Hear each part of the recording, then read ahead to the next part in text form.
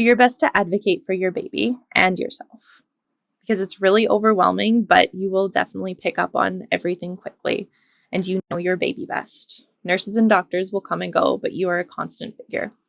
So, of course, listen to the wonderful and educated people caring for your child, but don't be afraid to have your opinion heard as well. This week's reviewer of the week is Glam Girl for Life. She says, I can't thank this podcast enough.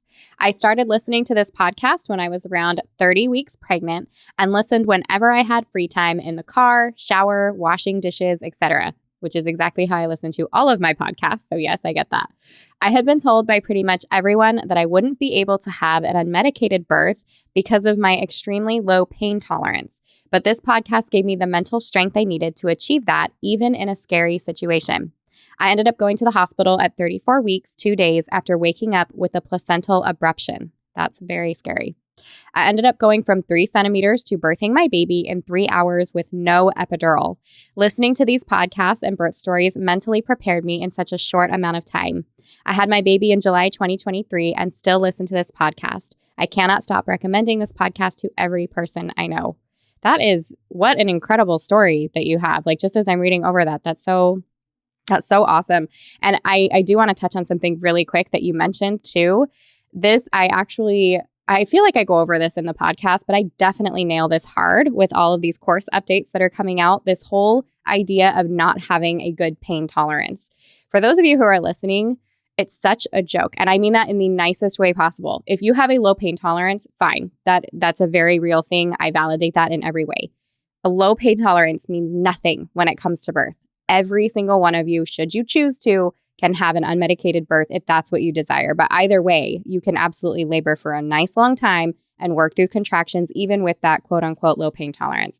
Birth is very different than maybe other kinds of pain, like stub your toe, sharpshooting pain. It's not like that. Your body builds up. Mother Nature is nice and gentle with us, and we are powerful, and we have the opportunity to do these things. So with that, we have another incredible birth story for you guys today. So Kyla is here with me, and this is a pretty neat story. I'm going to let you kind of introduce yourself and maybe a little bit of the background here. But Kyla is here to share her birth story with us today, and I could not be more excited. So Kyla, say hi to everybody and tell us a little about you. Hi, it's as you heard, my name's Kyla. My husband and I, we had our daughter very premature. She was born at 28 weeks.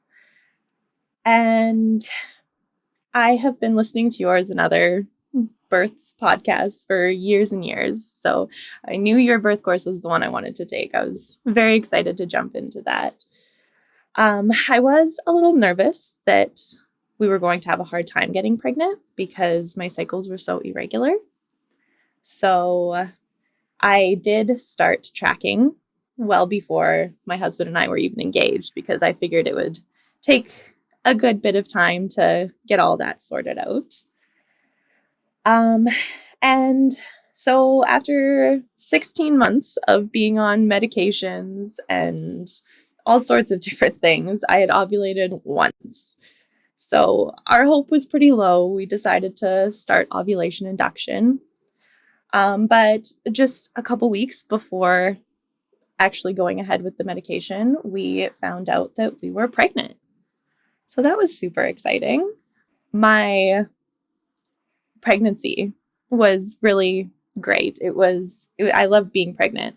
I didn't get any super crazy symptoms.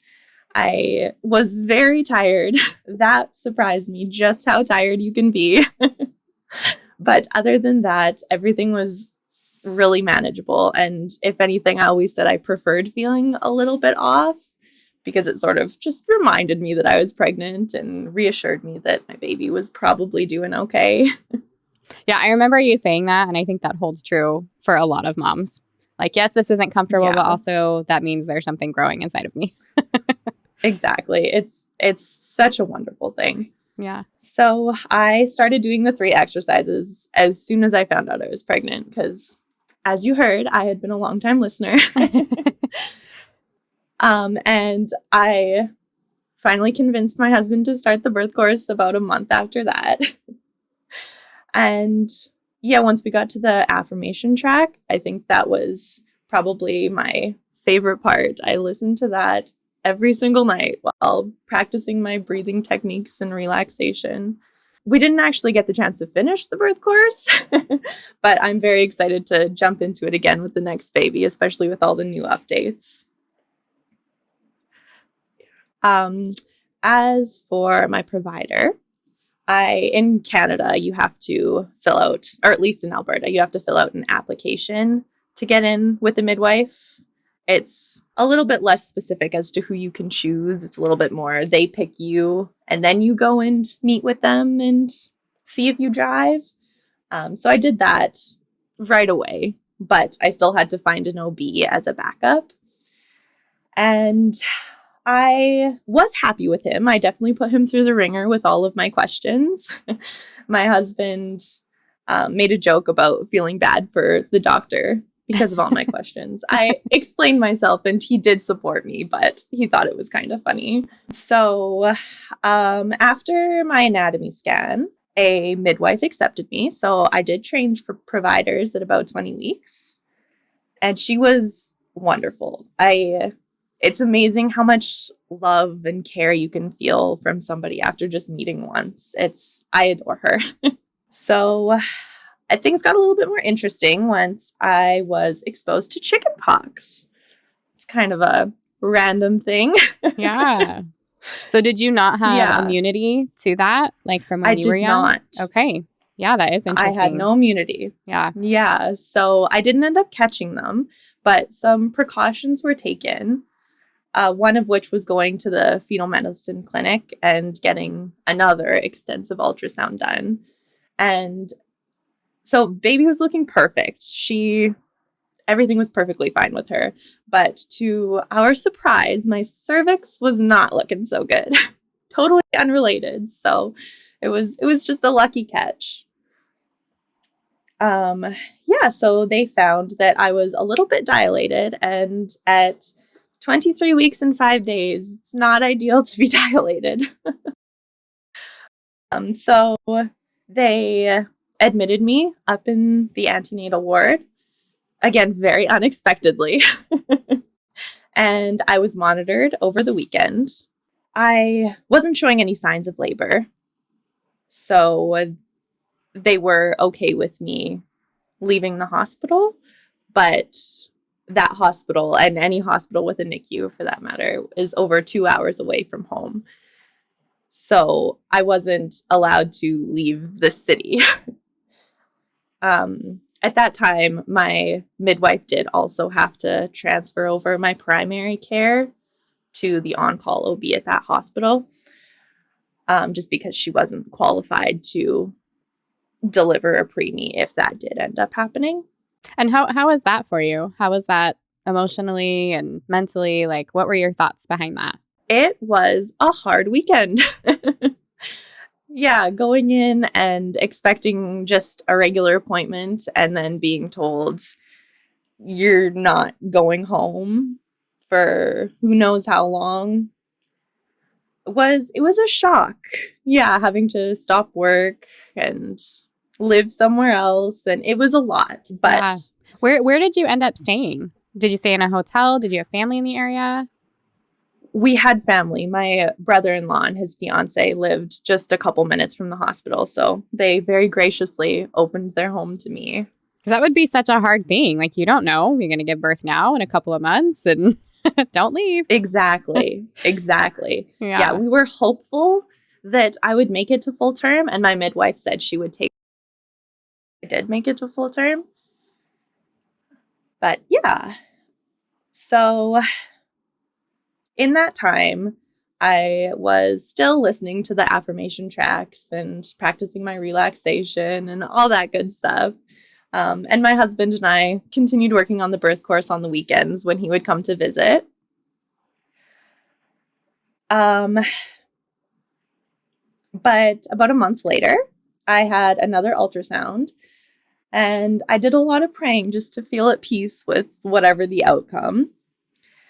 And I didn't think that it was going to be any different. I really wasn't having any contractions or anything like that. So I expected it to be pretty similar, but it was not. They, again, found that she was doing great, but I was completely effaced. And later, through a cervical exam, found out that I was now about 4 centimeters dilated. And I was 27 weeks and some days at this point. So I was admitted again and given steroid shots to help her lungs develop because we were pretty confident that she would be coming early. So yes, I did feel pretty at peace with it though. Just having all of that time ahead of time to sort of grieve the birth that I was hoping to have and prepare for our possible reality of welcoming a preemie. It was a nice chance to get to do that. Yeah, I do love that you shared that.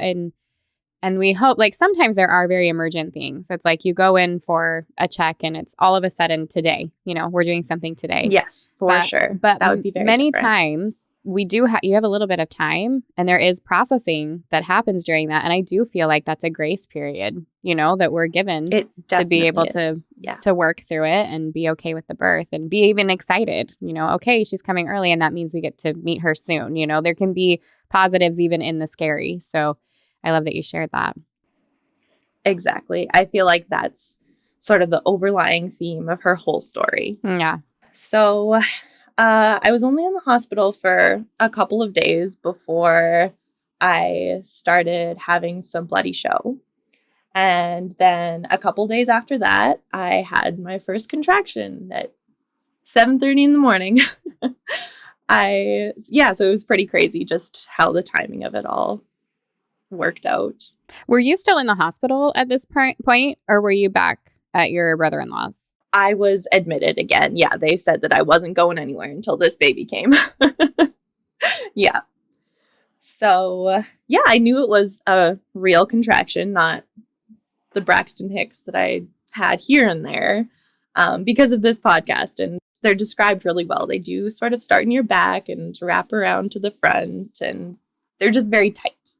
So I had about 2 or 3, and generally I wouldn't recommend timing them this early, but just because I really wanted to have as much information as I could, I did start timing them. They were anywhere from like 30 to 60 minutes apart still. They weren't super consistent. I did feel really calm and prepared, though, again, probably because I had that time to prepare. So. Okay, before we dive into the birth story, tell me a little bit about your husband and the preparation that he did. So it sounded like you got him to watch the birth course, maybe listen along to some affirmations and stuff. What kind of conversations or even like mental emotional prep were you guys doing together, or how did he support you through all of this? Because in the beginning it was probably, and you let me know, but it feels like it was probably more the excitement of like, we're going to have a baby and we're preparing for birth and all that. And then when things changed, I'm sure that conversation and the way that he supported you changed too. So I would love to hear kind of like before and after, like how he started supporting you, and then what that looked like before the birth started. For sure. So yeah, you're pretty bang on. In the beginning, I was just so excited for all of it. I was excited for my water birth at a birth center with my midwife, and I was preparing him for all of that. And I definitely did share with him, say what would happen if we got transferred to the hospital, but we were pretty deep into the natural holistic birth prep, counter pressure and all that good stuff. And then when things shifted, it was a lot more both of us just accepting that whatever happened was going to happen. Our conversations changed a lot more to, I know it's a part of the birth course, we didn't get to it, but when you sort of choose your most important things. Mm-hmm. The birth mapping.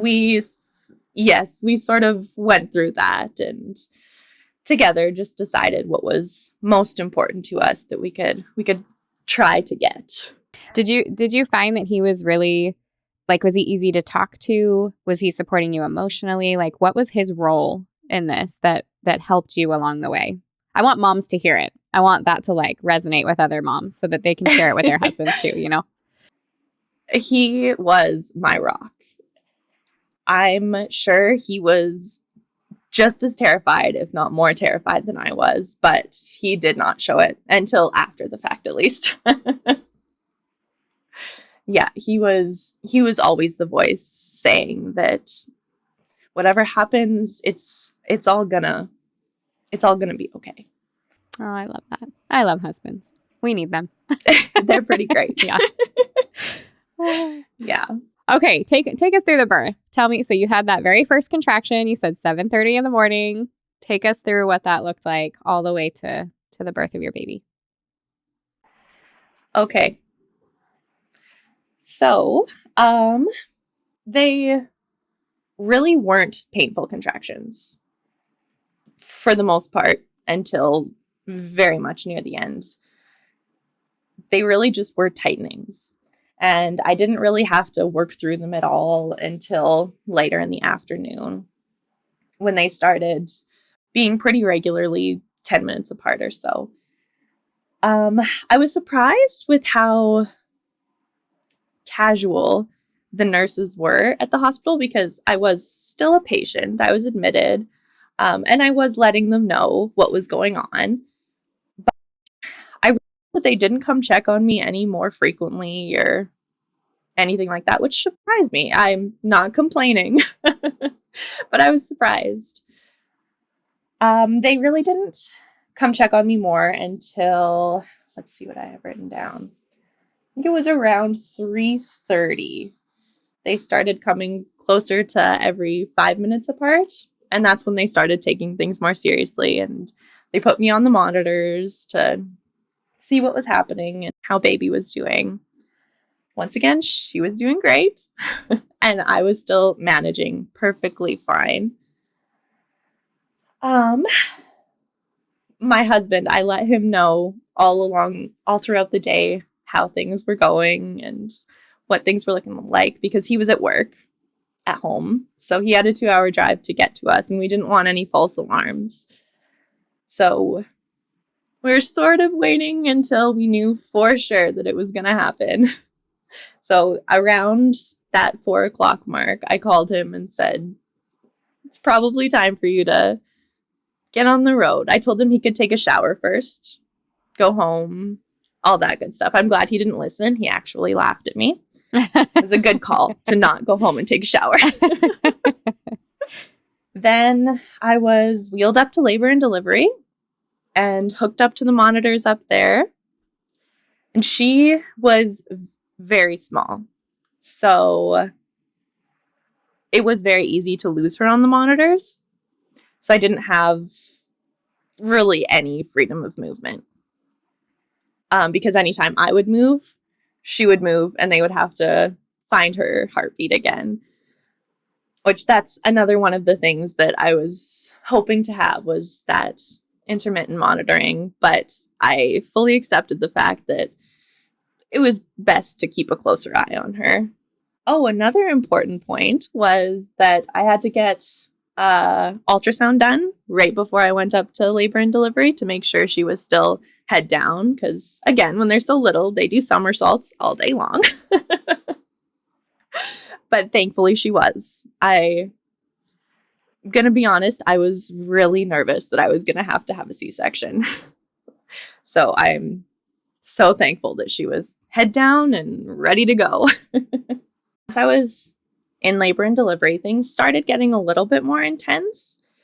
I was turning a lot more inwards during contractions. I stayed silent because I was really just focusing on relaxing my body, letting it do its thing, and going through the affirmations in my head and all that good stuff. I would have loved to have been up and moving around to get baby into position help her along, but I was quite comfortable being able to just lay there and relax my entire body, especially being alone, not having my husband there to lean on and utilize his counter pressure and all that stuff. It was more comfortable for me to just lay there and be limp. So since your husband wasn't in there, did you have some support while he wasn't there? I did not. My midwife showed up about a half hour before he did because she said if she was available that she would still come be my doula, even though she couldn't deliver the baby, which was, again, just wonderful. Like, who else gives you that sort of care and support? It's beautiful. But no, before that, I really wasn't offered anything other than pain medication. But maybe that would have been different if I had needed it. I was doing okay. So something that was very uncomfortable, though, was getting an IV. Another thing that I did not want, but when they're that little, they give you magnesium to help their brain development. And that's given through an IV. So because it was for her, I was okay with it. Yeah. But yeah, they tried 3 times for that IV. And I think I had more wounds from their IV attempts than I did the actual birth. Wow. No fun. No, not at all. But anyways, yeah, my midwife arrived about 2 hours before my daughter was born, and my husband about a half hour after she did. So yeah, it was really just the last stretch that I had my people there. But my husband was on the phone with me for majority of his drive. And he also spoke many affirmations to me. I honestly, for him, don't know if it was better or worse being on the phone, because every time I would have a contraction, I would go silent, which I'm sure kind of made him worry. But again, he didn't show it. He was wonderful. And once he walked into the room, I just felt so much relief. Like, I just felt like, okay, we can have this baby now. So I'm sure that sped things along a little bit as well. There was I asked to go to the bathroom. I had to pee so badly. But I wasn't feeling any pressure or anything like that yet. So my midwife was helping me up to go to the bathroom, and my nurse stopped her and said I couldn't go. She said that she's seen preemies unexpectedly delivered on the toilet before, and she didn't want that happening today. So yeah, that was not my favorite. I understood where she was coming from, but I didn't love that. She stuck a bedpan under me, and I couldn't go sitting on the bed. Yeah. It just wasn't going to happen. Yeah. So I do think that hindered my progress in pushing quite a bit, but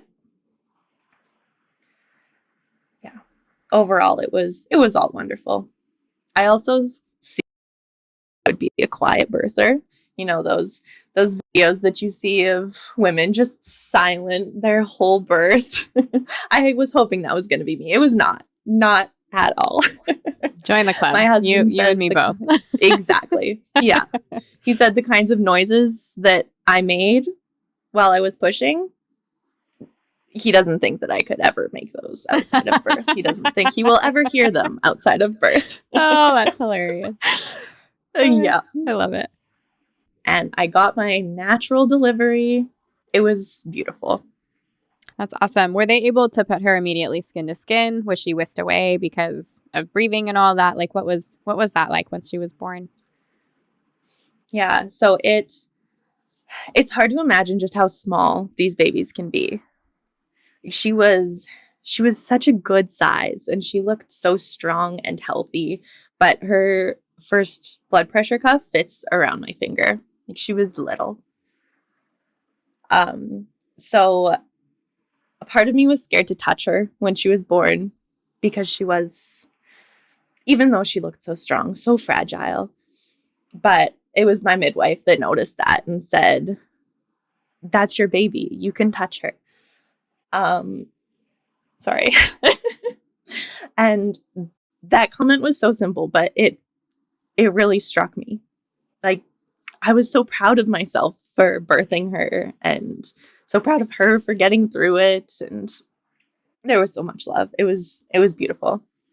She did start breathing on her own. So they let her have a minute of delayed cord clamping.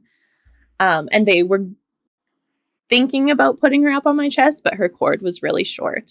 And so they just wrapped her up in sort of a plastic sleeping bag, it looks like, to help her to retain her heat. And I got to cut the cord because my husband's a little squeamish, which is, the delayed cord clamping. And I mean, even though it was only a minute, and me getting to cut the cord are things that I didn't expect to get to do. So that was a really pleasant surprise. Yeah, so she was wonderful and strong. But it was probably less than 3 minutes before she was taken to the room next to us to get hooked up to the monitors and get respiratory support on and a central line placed and all that stuff. But they did bring her back into the room again before they took her to the NICU so I could hold her hand and say hello. And it was wonderful. It again just took my breath away seeing her rolled in with all these people and all these machines. It was overwhelming, but I could just see how much support she was going to get.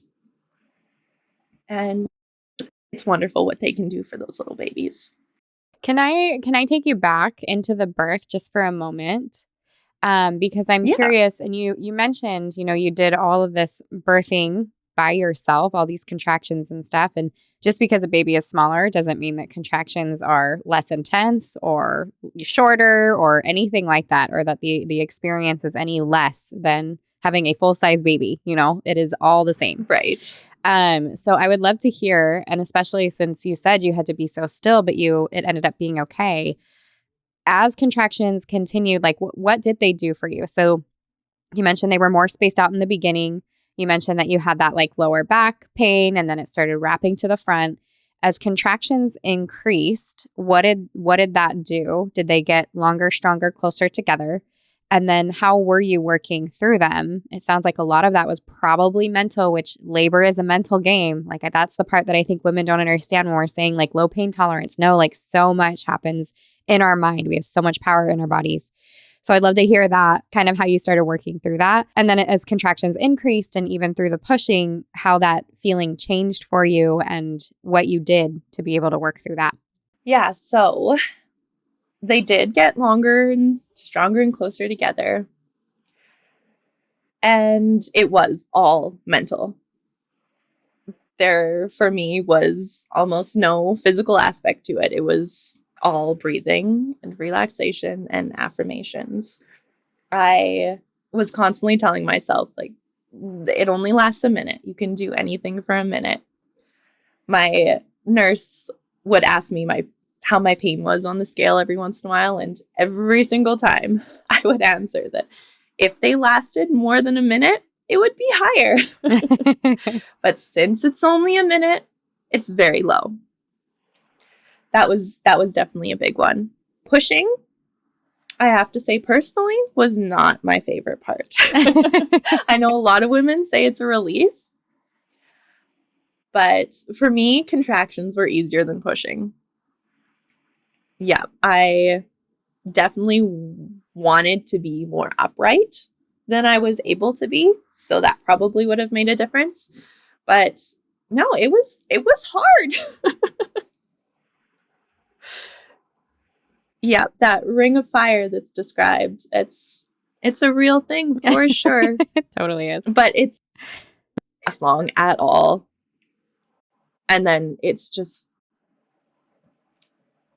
all so worth it at the end. It was probably a day later, maybe 2, that I was saying to my husband, I can't wait to do that again. That's awesome. He didn't feel the same way. Okay, so tell me a little bit about the postpartum then. Baby's taken away. I'm sure that you're all taken care of and all of that. And then she had a little bit of a NICU stay. So do you want to speak to that at all real quick? Yeah, so my recovery was super smooth, super easy. I mean, she was tiny, so that probably made a difference. I didn't tear or anything like that. I definitely didn't rest as much as one probably should after giving birth. I was up to the NICU as soon as I could be, making that trek from one hospital room to the next as often as I could. But other than that, yeah, my recovery was really smooth, really easy, nothing out of the ordinary. She was in the NICU for 74 days. Yeah, so it was a long road, but looking back on it, it's such a short period of time for a whole lifetime with your kiddo, and it's so worth it. It grew both of us, my husband and I, a lot. It's not easy watching your teeny tiny baby go through all of these pokes and tests, and even just at bed all alone. It can be really hard. But I got to hold her. She was 3 days old the first time I got to hold her, and it was blissful. I really didn't stop cuddling her after that. Haven't yet. Were you able to do any colostrum for her? Did you end up doing any breast milk, or what did that look like for you guys postpartum? Yeah, so I started hand expressing every 2 to 3 hours once I was into my recovery room until I got a pump the next day. And I stuck to my 2 to 4 hour pumping schedule religiously because I wanted so badly to breastfeed her once she was able. I was blessed with a very abundant milk supply, so I was thankful for that. She got almost purely my milk her whole life, which is a really special thing. Lots of NICUs have donor milk for the beginning. Yeah. But we really didn't have to use too much of that. She was 8 days old when she got to start practicing her breastfeeding, but their rooting reflex doesn't really start until about 32 weeks gestation, and the pattern of suck, swallow, breathe is a tricky one to learn, and it doesn't usually come into play until closer to 35 weeks gestation. So she was fed just through a tube for quite some time. How about, were you able to stay at the hospital for those 74 days, or were you nearby? What was that like for you? So every NICU is different and everybody's situation is different. But what I did at the first NICU we were at, because we were at 3 NICUs, I got very good at making home wherever I was. But at the first NICU, they have rooms, especially for moms.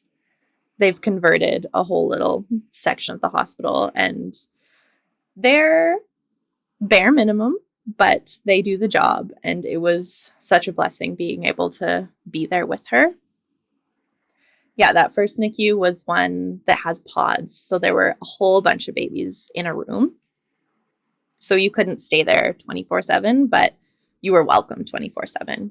That's awesome. Which is also a wonderful thing. Yeah. The amount of nights that I went up just to visit my baby. That's great. Yeah. And the other hospitals, I just stayed in the room with her. Oh, wonderful. It's a little, yeah. Yeah, that's good. So did you get to do some kangaroo care, or you got to hold her a lot and have her close to you and touching your skin and things like that? Yeah, we did. We did that's so wonderful. much skin to skin. There's so much research that they've done on it, especially for preemies, and it's pretty incredible, all the benefits that it has. It can regulate their heart rate and their breathing patterns, and it's so incredible. We spent so much time skin to skin. No, that's awesome. And yes, I agree. Sorry, go ahead. No, after she was born, she wasn't intubated. And having an intubated baby it's a lot trickier to hold them. You need a lot more people there to orchestrate it, but don't let that stop you. Hold your baby as much as you can. But I was thankful that we never had that extra challenge. It was just the IVs and the tubes that we had to worry about. Yeah, that's awesome. I am glad that you got to be able to do that because yes, there are studies out there. There's many, many studies, and we still have hospitals that like are not always on board with that. And you're like, no, they need to be together. So I love that you were able to do that. That's really neat. Mm-hmm. Kyla, you definitely. So, you know that I love to end these episodes with advice for moms, advice for dads. But since you've had the NICU stay as well, do you have any special advice before we go into that, even just about NICU? I definitely do. I would say to take it one moment at a time because sometimes even one day at a time is just too much to handle. So be gentle with yourself and take all of the wins, no matter how small. And do your best to advocate for your baby and yourself because it's really overwhelming, but you will definitely pick up on everything quickly and you know your baby best. Nurses and doctors will come and go, but you are a constant figure. So, of course, listen to the wonderful and educated people caring for your child, but don't be afraid to have your opinion heard as well. And to take care of yourself, it's hard when your baby's in the hospital to take care of yourself. And everybody's threshold for how many hours they can spend in a hospital room is different. But you're not going to be able to give your baby everything they need if you're burnt out. So take the breaks, as many as you need. When you are there, like we said, snuggle your baby as much as you can. It just feels so right to have them on your chest. That's where they're supposed to be. They're supposed to be with you. So it's the best place for them. And lastly, never lose sight of all that you have to be grateful for. The fact that your baby is here today and you get to love them, that they have a wonderful care team all looking out for their best interest, for your support system and the sunshine, all the little things. God has a perfect plan and there's so much light even in the darkest of days. So that's my advice for NICU parents. I love it. It's hard, advice. But it's so worth it and you will get through it. Thank you for sharing that. That's lovely. Okay, before we jump off, I do want to hear, just for moms and dads listening, what is your very best advice for moms and your very best advice for dads after everything you've been through and having the birth that you did? My advice for moms, I would say that staying relaxed is the key. It can be easy to let yourself get into a more panicked state and let the discomforts of labor take over. But if you can stay on top of it mentally, it will make all the difference. So practice those affirmations and your breathing techniques. It's huge. And no matter what you go through, you don't have to have a perfect birth to have a good birth. And one day you'll look at your baby and no matter what you went through, it will all be so worth it. And for part, try your best to keep mama in the zone. Be in tune with her so that if she does start doubting herself, you can help confidently bring her back. And just to do your best to stay positive and confident. And the way you can do that is by learning about birth. It's very helpful to have a person that knows what's going on. Did you find that when your husband started learning about birth, he became interested in it? Like it was interesting to him? He definitely more so, yes. I would say I can nerd out a little bit. And he finds a lot more interest in it now than he did before. He can sit through it while I talk about it for a significant period of time. I love it. Yeah, I just think all the preparation that you do, it's never in vain. You know, it's always worth it, exactly. Mom and dad. And And at any point during pregnancy or labor, I feel like dads always appreciate having more information than less. So, oh, for sure. yeah, it's good for them. He also shared his advice, and it was similar to that. He said to be prepared by taking a birth course because birth can be quite intense. He especially appreciated knowing the signs of transition because when I did start doubting myself, he knew that we were almost at the end. And like I said, that's when he could step in and confidently push me forward. I love it. And he said to know your partner's desires and be their voice so that they can focus on the task at hand. Oh, that's all good advice. I'm glad you asked him and that you were able to share that with us. That's awesome. Yeah. Well, Kyla, thank you for being here today. And thank you for sharing all of your wisdom, and what a neat story to be able to tell and preserve.